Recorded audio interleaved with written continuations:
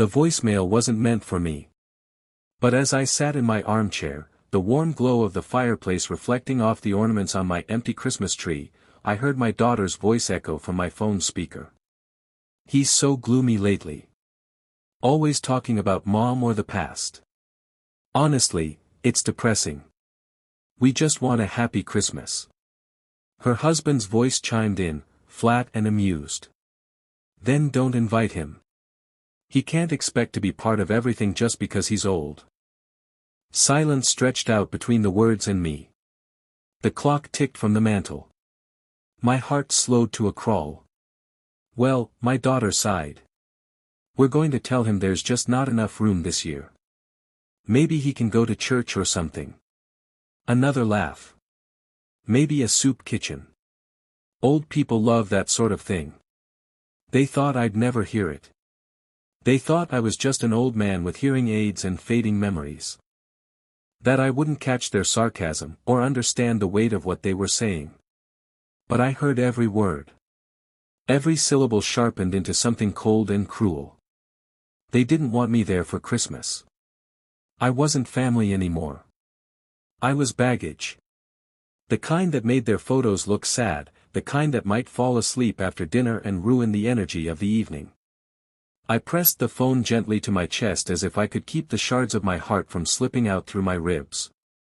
The tree twinkled in the corner, covered in ornaments I'd saved from years past, ones my wife had picked out before cancer took her hand from mine. I'd carved the angel on top from a block of cedar on the Christmas Eve she was too weak to leave the bedroom. She'd smiled so big when I placed it there, her eyes glassy with love.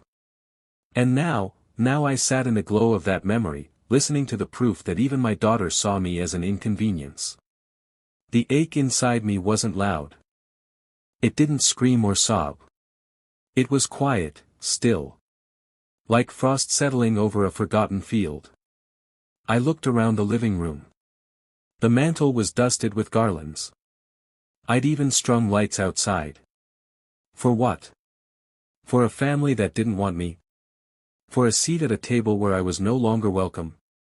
My hands, weathered and calloused from years of work, settled on the arms of my chair. I didn't cry. I didn't rage. I just sat. Still.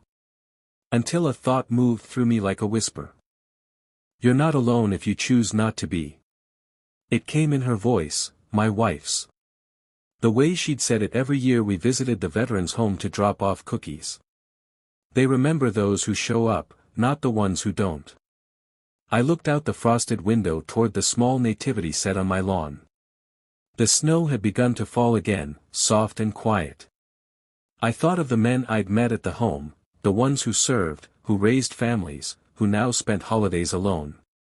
Maybe I wasn't the only one. Maybe I could do something with this pain. Not to spite my family. Not to prove them wrong. But to prove that even forgotten hearts can still shine bright. And so, I stood, grabbed my coat, and made a call. "Hello. Sergeant Cooper. It's Thomas." "Yes, from the memorial service last spring. I was wondering, what are you doing for Christmas Eve?" "My name is Thomas Mercer. I'm 78 years old, a retired postal worker, and a widower of 11 years. For most of my life, Christmas was sacred. Not because of religion, though I found comfort in hymns, but because it was the one time of year where everything slowed down. The mail truck stopped. The city lights dimmed. And all that was left was the glow of the tree, the scent of my wife's cranberry roast, and the sound of laughter echoing through the walls of our home. Lillian and I bought this house in 1974. It was a modest place, red brick, 3 windows across the front. Nothing fancy. But we built every holiday inside it like a cathedral. Every ornament had a story. Every year, we added one, even in the lean times when we couldn't afford much else. We raised 2 children here, Amanda and Daniel. And though money was tight, they never went without love. Or warmth. Or my ridiculous attempts at building wooden toys from leftover lumber. Lillian would laugh at me when I stayed up until 3 in the morning trying to finish a dollhouse or a rocking horse, whispering, "Thomas, just buy it next time." But she knew I wouldn't. Handmade meant something to me. Every year, on Christmas Eve, we invited anyone who had nowhere else to go. A neighbor who'd lost her husband. A coworker whose kids moved away. Soldiers from the base nearby. We squeezed folding chairs around the table, stretched casseroles thin, and filled the house with more joy than the walls could hold. It became our tradition. After Lillian passed, the house grew quieter, but I kept the tradition alive. Even when it hurt. Even when the silence rang louder than the carols. Amanda used to bring her kids by, at least in the early years. She'd help decorate the cookies, roll her eyes at my insistence on handwritten Christmas cards, and laugh, really laugh, when I tried to untangle the lights. But somewhere along the way, the visits grew shorter. Then less frequent. And eventually, they stopped altogether. There was always an excuse. "Oh, the kids have soccer," or "we already made plans with Jason's family," or "it's just too much driving this year, Dad." At first, I understood. Life gets busy. I remembered those middle years, juggling work and school and groceries and exhaustion. But then the excuses became reasons. "You're always so serious. You talk about Mom too much. You just don't get how things are now." I suppose that was the start of it, the shifting tides. Suddenly, I was too traditional. My home was a little too old-fashioned. My values, my manners, my stories, all remnants of a past they no longer wanted to remember. Still, I persisted. I sent gifts. I baked cookies. I called every Christmas morning. I even learned how to use FaceTime, for heaven's sake. But with each year, the calls grew shorter. More distracted. And yet, I didn't stop decorating. Lillian always said, "Christmas lives where you make room for it." So I made room. Even when no one showed up to fill the seats. It wasn't just my children I lost to time, it was the world, in many ways. I watched my neighbors move away, replaced by strangers with automatic garage doors and Bluetooth doorbells. The corner store closed. Then the diner. The world moved on without me, and I kept trying to catch up. The only place I still felt truly myself was at the veterans' home across town. I'd served in the Navy in my youth. Nothing heroic, just a supply man on a carrier in the Pacific. But it gave me discipline, structure, and brothers. Some of those brothers ended up at the home after their own families drifted away. I'd visit every other month, bring a pie, play cards, talk about baseball.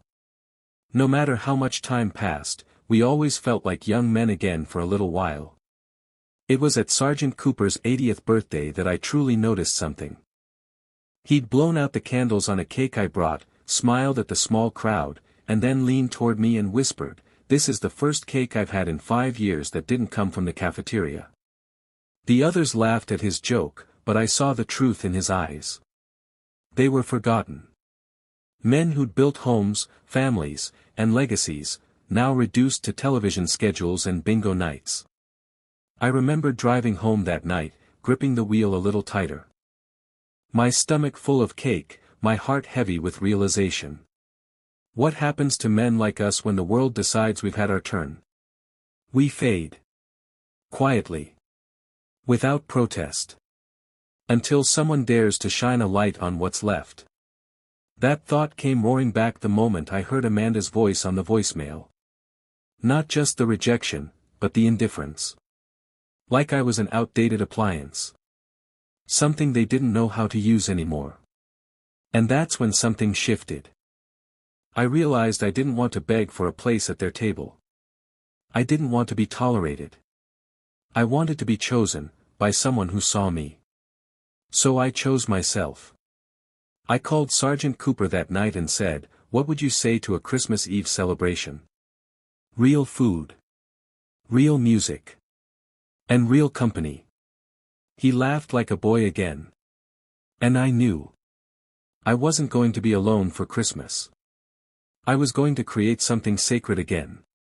Not out of bitterness, but out of the same spirit Lillian carried every year into our home. That love isn't measured in invitations, but in how wide you open your door. The morning after the voicemail, Amanda sent a cheerful text. "Hi Dad. Just wanted to let you know we'll be keeping it small this year. Hope you understand. Maybe we can Zoom for a bit after dinner. Love you. Love you." That's what she wrote. After plotting to exclude me, after mocking my grief, my age, and my memories, love you. It struck me as particularly cruel how easily people use that phrase, like bubble wrap over broken glass. I didn't reply. Instead, I set about cleaning the house, the way Lillian used to before guests arrived. I vacuumed under furniture, washed the curtains, and wiped the old photograph frames with slow, deliberate care. Our wedding photo. Amanda's high school graduation. Daniel holding his firstborn. Ghosts, all of them now. By evening, Amanda texted again. "We're at Jason's sister's place. Her parents are in town too, so it's a full house. Hope you're doing okay. Maybe just take it easy this Christmas. Rest, okay? Take it easy." I wanted to scream. Instead, I stared at the message for a long time and imagined the table she was sitting at. I could see it, elegant centerpiece, expensive wine, perfectly plated meals. Maybe she was already telling a story, making the table laugh, while I sat in silence. They'd replaced me. Not with a person, but with a polished image. A version of life where I didn't fit anymore. Too old. Too sentimental. Too much of a reminder that time doesn't wait.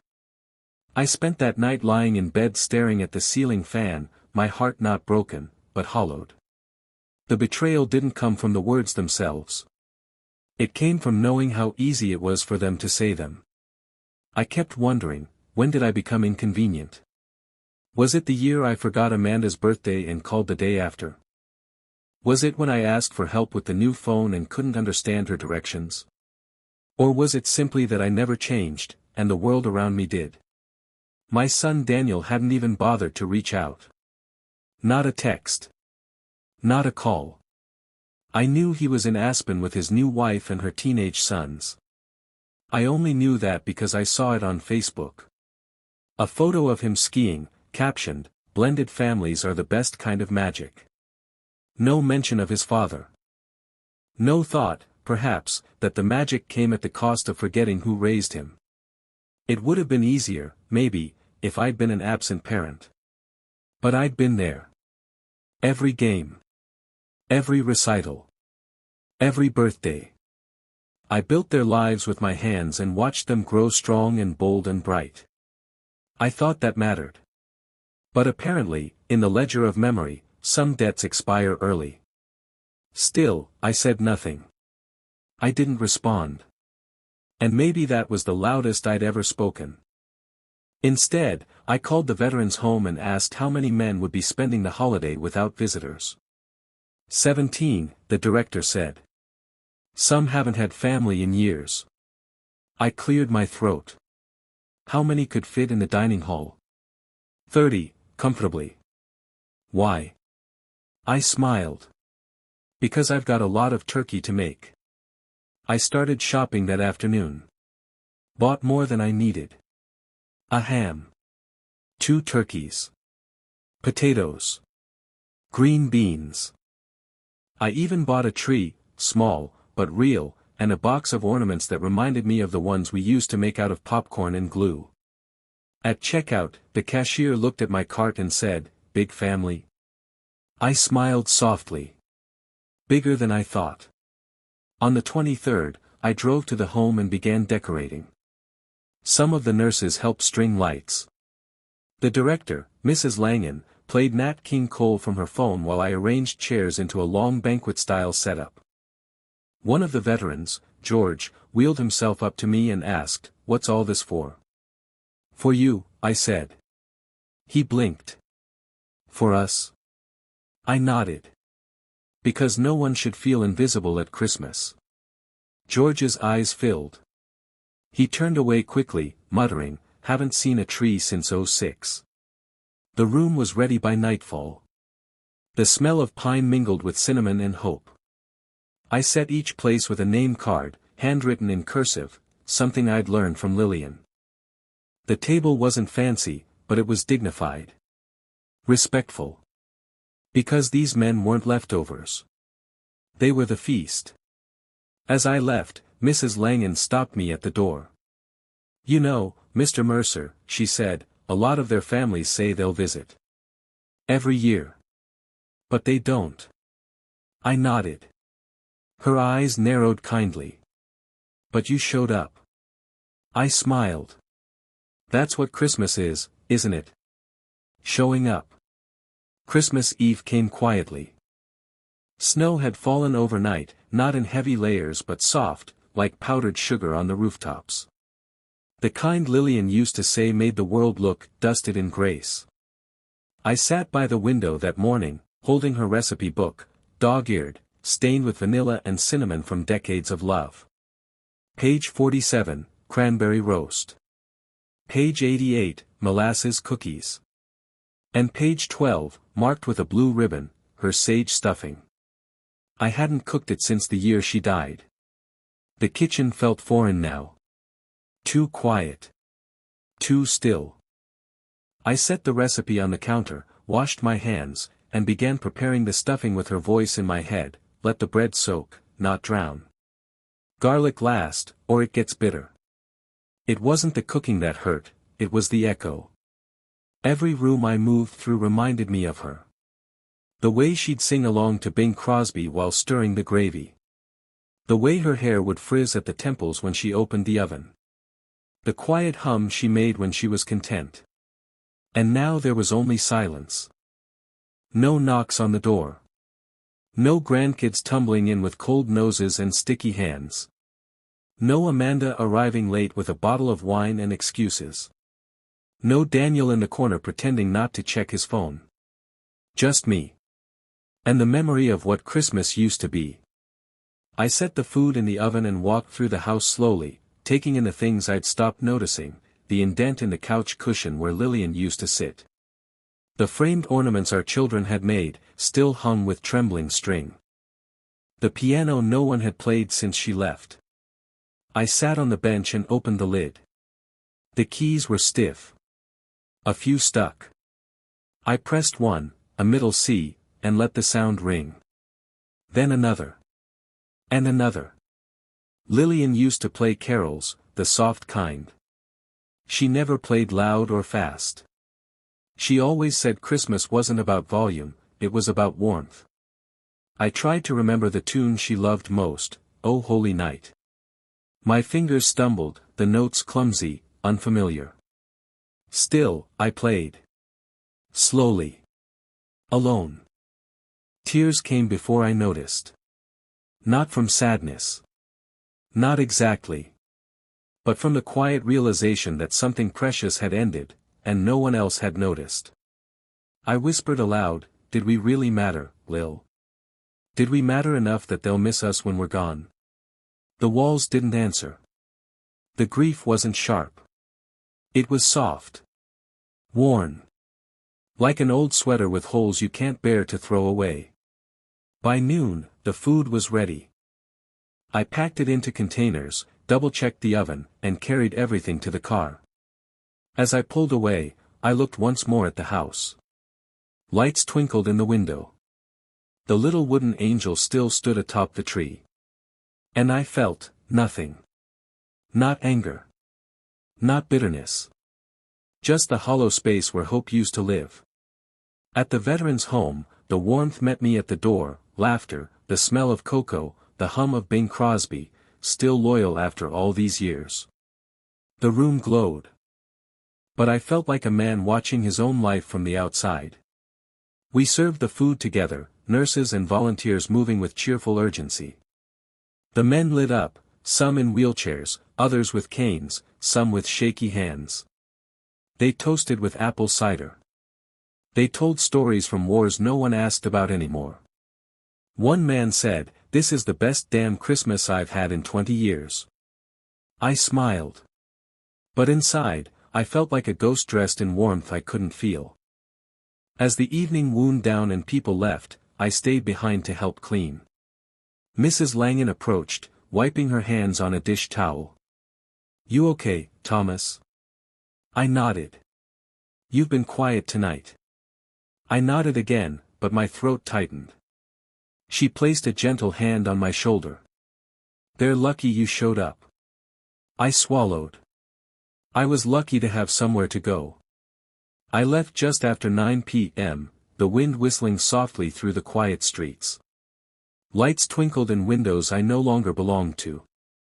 Laughter echoed faintly from a few porches, but not mine. At home, I turned off the tree, dimmed the lights, and sat in Lillian's old chair. I clutched her recipe book to my chest and finally let go of the tears. Not because I was angry. But because somewhere, deep down, I still hoped Amanda would text. That Daniel would call. That someone, anyone, would say, "I miss you. I'm sorry. You matter." But no one did. The phone stayed silent. And I fell asleep with the faint scent of sage on my hands, and the ache of being forgotten humming quietly in my chest. I woke early Christmas morning. The world outside my window was still and silver, blanketed in snow so soft it looked painted. Not a car passed. Not a bird moved. Even the wind seemed to pause in reverence. For a long while, I just sat. The embers in the fireplace had gone cold, the tree darkened, the kitchen still held the faint smell of sage and roasted meat. The only sound was the creak of old wood beneath my slippers as I moved from room to room. No text from Amanda. No call from Daniel. Nothing. But I didn't cry this time. I didn't even sigh. Instead, I poured myself a cup of coffee and sat at the kitchen table, where Lillian and I once planned every holiday down to the smallest detail, what songs we'd play, how we'd hide the presents, who'd sit where. That table had seen decades of joy. And now, it saw something else, resolve. It came slowly. Not with anger, not with pain, but with quiet clarity. I was not the man they thought I was. I wasn't weak. I wasn't forgetful. I wasn't just a memory to be politely managed once a year. I was still standing. Still giving. Still here. I opened the drawer beside me and pulled out the stack of Christmas cards I hadn't mailed. Some were addressed to family, others to friends who'd long stopped writing back. One by one, I began to tear them in half. Not out of spite. But because I no longer needed to beg for space in lives that had no room for me. Instead, I opened my laptop and started writing a new card, an email, actually, to a local journalist I'd met once at a community picnic. Her name was Elise. Kind eyes. She'd interviewed me years ago for a story on veterans. I wrote. Dear Elise. I hope you'll forgive the intrusion on Christmas morning. But I thought you might be interested in a story. Yesterday, I organized a holiday dinner at the Westbrook Veterans Home. 17 men who had no family to visit them. We shared a meal. Laughed. Remembered. None of us were invited anywhere else. But we made our own table. No donations. No sponsors. Just love and leftovers. I don't know if that's newsworthy. But it felt like something worth remembering.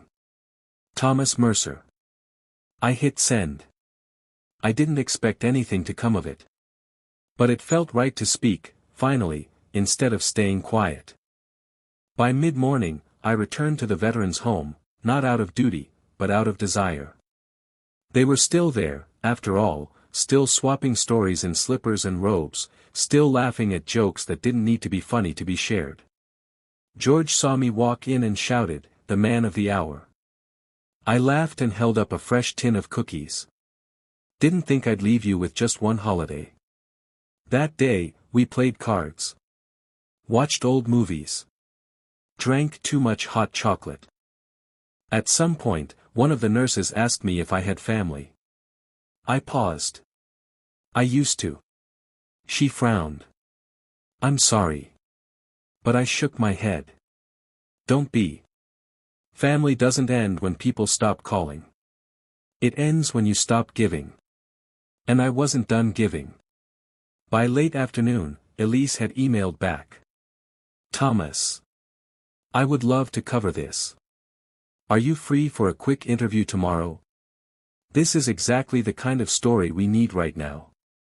Thank you for thinking of me. Warmly. Elise Tanaka. Staff reporter, Denver Times. I sat back in my chair and smiled. Not for attention. Not for revenge. But because for the first time in years, someone had seen us. Not as old. Not as relics. Not as obligations. But as people with stories still unfolding. That night, as the snow deepened and the world curled into silence again, I returned home with a quiet heart. Still no messages from Amanda. Still nothing from Daniel. But it didn't matter now. Because I'd stopped waiting. And started living. The article came out 2 days later. Front page of the Sunday local section. Forgotten but not alone, a Christmas at Westbrook Veterans Home. By Elise Tanaka. There was a photo of George smiling, a Santa hat slightly askew, and me behind him, holding a tray of stuffing. The article didn't dramatize anything, it just told the truth. A retired veteran, turned away by family, decided to create something beautiful out of rejection. And 17 men who had long since given up on being remembered found themselves at a table full of food, warmth, and dignity. Elise captured the spirit of it all, not as a tragedy, but as a triumph. It spread fast. Within hours, the comments began rolling in online. What a beautiful soul. His family should be ashamed. This man is more of a father than most. Where can we donate to support the home? I didn't respond to any of them. I didn't have to. Because Amanda and Daniel did. I know this because Amanda's name appeared under one of the more popular comments. Someone had written, "Who could leave this man alone?" and Amanda replied. You don't know the whole story. It was subtle. Defensive. And desperate. But the court of public sentiment had already spoken. Other users found her profile. Saw photos of Aspen trips, sleek homes, perfect smiles, and wine-soaked dinners. The contrast was jarring. Comments turned sharp. This your dad? The one in the article? Where were you this Christmas? Unbelievable. Daniel, apparently, hadn't said anything publicly, but he unfriended me that same day.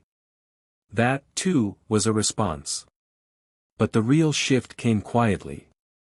It started when Amanda called. I didn't answer. She left a voicemail, her voice trembling. Dad. I saw the article. I didn't know it would. I didn't mean for you to feel so forgotten. It's just been a hard year. Jason's parents had already planned everything, and I didn't think you'd want to be surrounded by strangers. We didn't mean to hurt you. Can we talk? Please. I saved the voicemail. Not because I planned to call her back. But because I wanted to remember the sound of someone who finally realized they'd lost something they assumed would always be there. A few days later, I received a letter. Handwritten. From Daniel. Dad. I read the story. And I saw the photo. You looked happy. I'm sorry I wasn't there. I've spent the last few years pretending the past didn't matter. That you didn't matter. I don't know why. Maybe I didn't want to feel guilty. Maybe it was easier to pretend we all just grew apart. But we didn't. I did that. I don't know what to say except. I was wrong. And I miss you. I don't expect anything back. Just wanted to say it. Daniel. I placed the letter beside Lillian's recipe book. A quiet offering. But I didn't write back. Not yet. I wasn't angry anymore. I just didn't feel obligated. Because in the quiet days that followed the article, I started receiving invitations, dozens of them. A local school wanted me to speak about veterans. A church group asked if I'd host another holiday for their seniors next year. A stranger mailed me a card with $100 tucked inside, for your next dinner. Even Elise followed up to ask if I'd consider helping her write a longer feature, maybe a column on overlooked elders in the community. I declined politely. I wasn't trying to become a voice for anyone. I was just finally finding my own. That, to me, was the real revenge. Not payback. Not humiliation. Not rage. But absence. The kind that echoes. I didn't return Amanda's calls. Didn't answer her texts. I let the silence speak. Not to punish, but to let her sit in the space she created. The space where I used to be.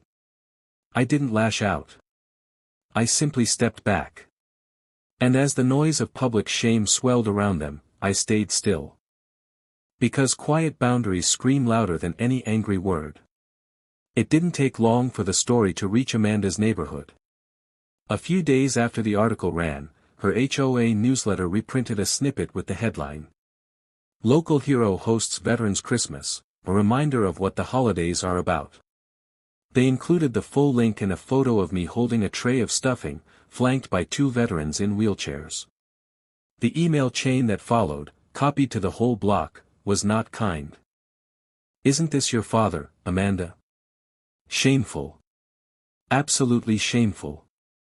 Our children donated cards to that home. He's a local treasure. Within a week, Amanda stopped posting photos online. Her Facebook went silent. Her Instagram, usually filled with shots of artfully plated meals and grateful mom moments, was deactivated. I knew this because I looked. Not to gloat. But to observe. Jason, her husband, had posted a tone-deaf, New Year, New Energy photo on January 2 ND, only to receive dozens of comments that quickly turned critical. Maybe spend this year reconnecting with people who matter. Funny how you had room at your table for everyone, except your dad. Even Daniel reached out again. His second letter was shorter. I understand now. I thought silence meant peace. But now I see it can mean absence. I want to earn back your presence. I'll wait. It was signed only with his name. No love, no assumptions. Just quiet accountability. Meanwhile, I kept showing up to the veterans' home. Every Friday. We started calling it second suppers, a casual meal, nothing fancy. But more residents came each time. We played music. Shared stories. Sometimes we just sat in silence, drinking tea and being near someone who chose to be there. I found something else, too, purpose. The local paper asked if I'd help coordinate a monthly senior spotlight. Not for me to be featured, but to highlight others like George or Lenora or Melvin, who'd served or built businesses or raised families and were now forgotten. I agreed. Quietly. Without fanfare. At the same time, Amanda's world was shifting. I received a letter, not from her, but from her oldest son, Caleb. Grandpa. Mom's been crying a lot lately. She won't say why. But I read the story about you. I didn't know any of that. I miss your cornbread. Can I see you sometime? I don't care what anyone says. I think you're awesome. Love, Caleb. That letter broke something in me, not out of pain, but out of hope. Maybe the next generation would be different. Maybe the ripple I'd started would spread wider than I'd dared to imagine. Still, I didn't rush to reply. Because consequences, real ones, aren't about revenge. They're about truth. And the truth was, for years, I'd shown up for my family in every way I knew how. With meals. With calls. With quiet love that asked for nothing in return. And they met that with absence. Now, I'd returned the favor. They had to feel it. They had to sit in the silence.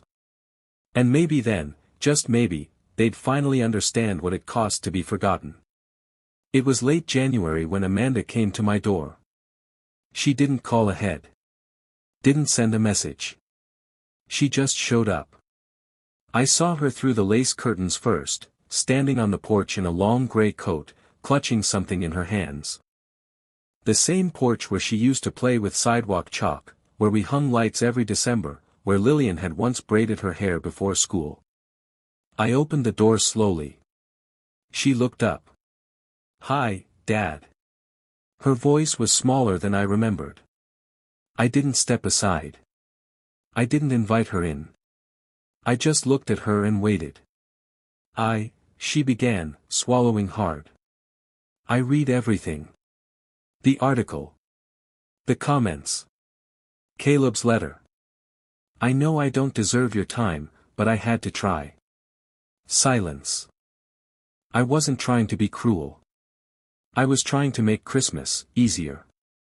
Lighter. But I didn't see what I was doing. I didn't see what I was taking away from you. I nodded, just once. Not agreement, acknowledgement. She looked down at the envelope in her hands. "These are photos," she said, holding it out. "Old ones. From before. You and me. Mom. The holidays. I found them in a drawer and I thought." Her voice trailed off. She didn't finish. I didn't reach for the envelope. Not yet. Instead, I stepped onto the porch beside her and looked out at the street, quiet, familiar. The snow had started again, soft and soundless. Amanda followed my gaze. "Do you hate me?" she asked. It wasn't a dramatic question. It was honest. I turned to her. "No." Her eyes welled. "But you're still angry." I shook my head. "Not angry. Just, awake." She blinked. "Awake?" For years, I've been asleep at the wheel. Letting guilt drive every decision. Letting myself believe that if I just gave more, loved harder, waited longer, you'd remember. A pause. I didn't realize how far I'd let myself disappear until I saw that table at the veterans' home. 17 men who had no one else, but who still showed up for each other. No pretense. No performance. Just presence. She looked down again.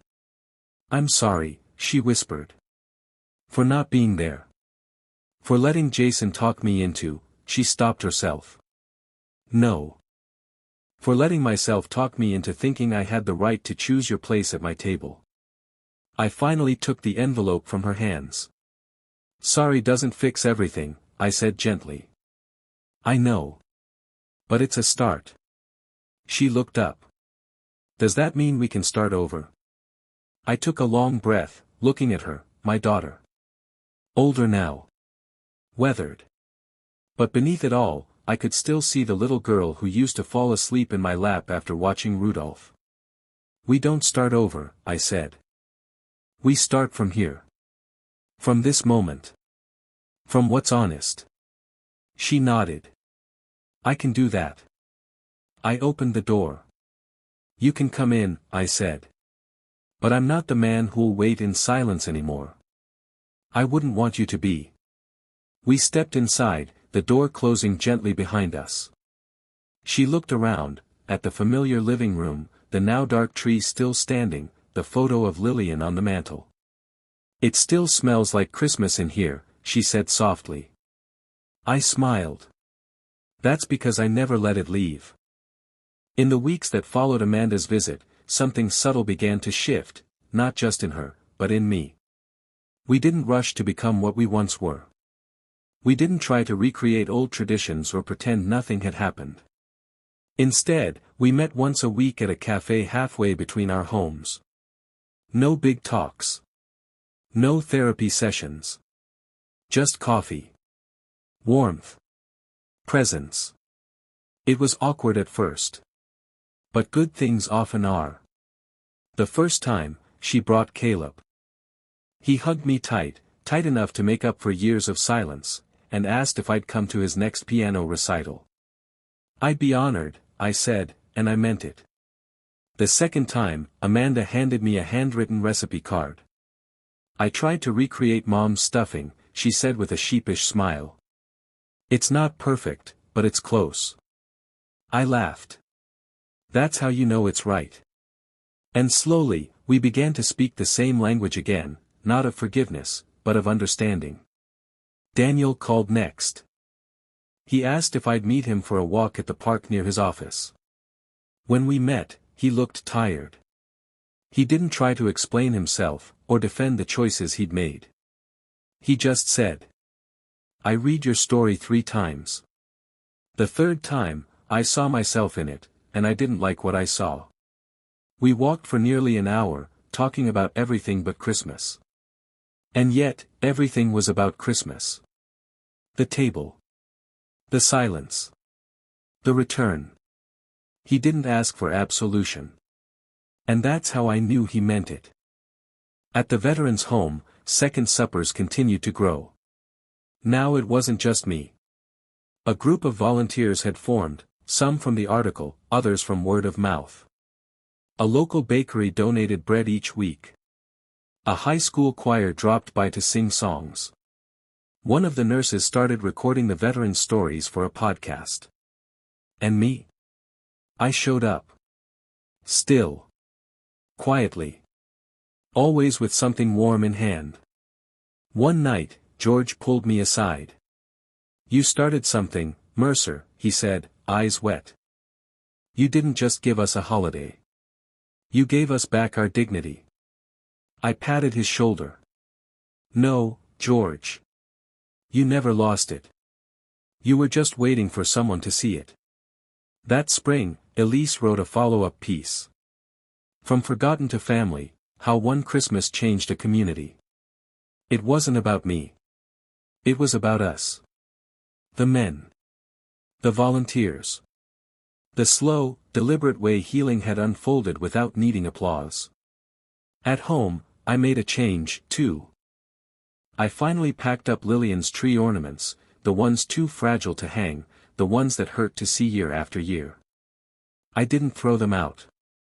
I didn't hide them. I donated them to a charity that decorates shelters for the holidays. Because I realized something. Lillian's love wasn't in the ornaments. It was in the act of giving. I kept one, though. A small wooden angel with chipped wings. The one I carved on the Christmas she couldn't get out of bed. It hangs year-round now, right by the front door. A reminder. Not of what I lost. But of what I rebuilt. They left me alone for Christmas. That part is still true. They made their plans. Set their tables. Filled their homes with laughter and light, and left no room for the man who had built the foundation beneath their lives. But here's what they didn't understand. Alone is not the same as forgotten. Alone is not the same as unloved. Alone is not the same as empty. Because while they sat beneath chandeliers, I sat beneath string lights we hung by hand. While they toasted champagne, I poured cider for men who knew the price of silence. While they shared stories of travel and success, I listened to voices crack with memory, of battles survived, families raised, years quietly endured. And in that room, with sagging chairs and mismatched plates, I found something I hadn't felt in years. Not pity. Not grief. But peace. The kind that settles deep. The kind that doesn't beg for recognition. The kind that simply is. I've come to understand something now, something Lillian knew all along. Family isn't who remembers you when it's convenient. Family is who shows up when it's inconvenient. It's not about blood, or legacy, or tradition. It's about presents. This Christmas, I was left off the guest list. But I wrote my own invitation.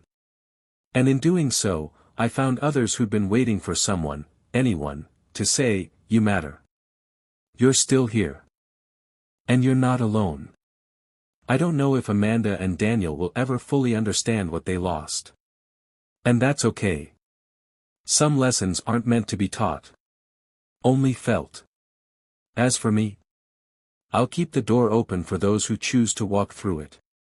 But I won't stand in the cold anymore. Because I know my worth. And I know now, without a trace of doubt. They left me alone for Christmas.